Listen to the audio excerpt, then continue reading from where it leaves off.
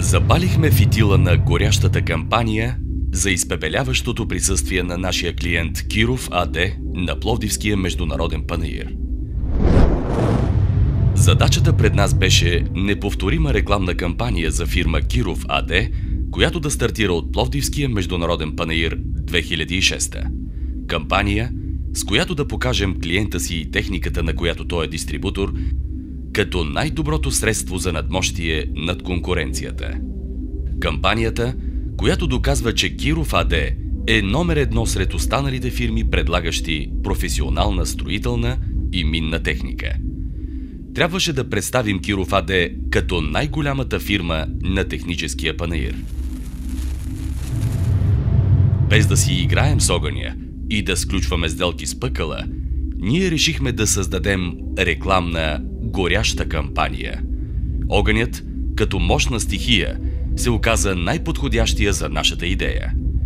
Чрез внушението, което предизвиква стихията на пламъците, искахме да убедим клиентите на Киров, че те получават 1000 градуса преднина пред конкурентите си, ползвайки професионалната и строителна техника на фирмата.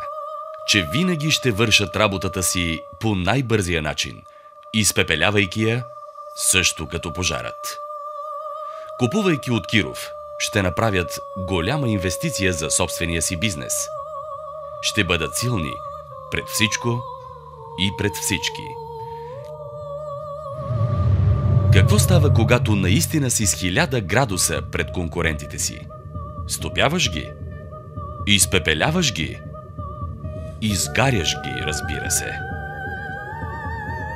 Така се роди слоганът, който оглави кампанията за цяла една година. Това беше изречението, което събра цялата мощ на машините, безпощадността към работата и бързината пред конкуренцията. Разпалихме се до край, за да създадем горящите визии за прес-рекламата. Наложи се да възпламеним машини от най-продаваната строителна техника в света Комацо, представена от клиента ни Киров, за да разпространим идеята чрез печата. Подгряхме града с 20 горящи билборда и едно наистина горящо лого. Някои билборди буквално ги възпламенихме. За да се присъединят клиентите и приятелите на Киров в големия пожар, изработихме горящи покани. Като част от кампанията, поканихме и група ключови клиенти на Киров. За да направим престоя им продължителен, осигурихме както специално внимание, така и нощувки в хотел. Подготвихме атрактивни огнени подаръци и горящи картички за всеки. Единственото студено нещо за тях беше бутилка шампанско Киров.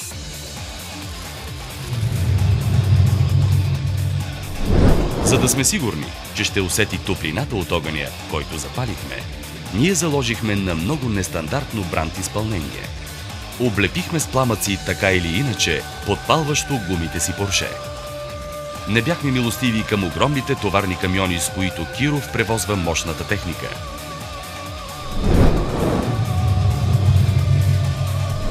За всички гости и медии, които посетиха щанда на Киров на панаира, имаше много подаръци и рекламни материали.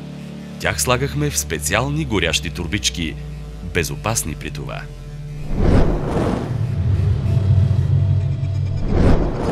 Къде се разбушува големият огън? Къде разпалихме клиента ни, неговите гости и приятели?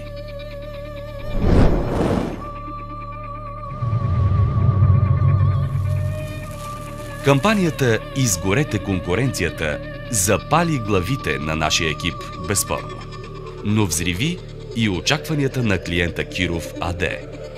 Впечатляващите визии смайваха настоящите и бъдещи клиенти на Киров цяла година.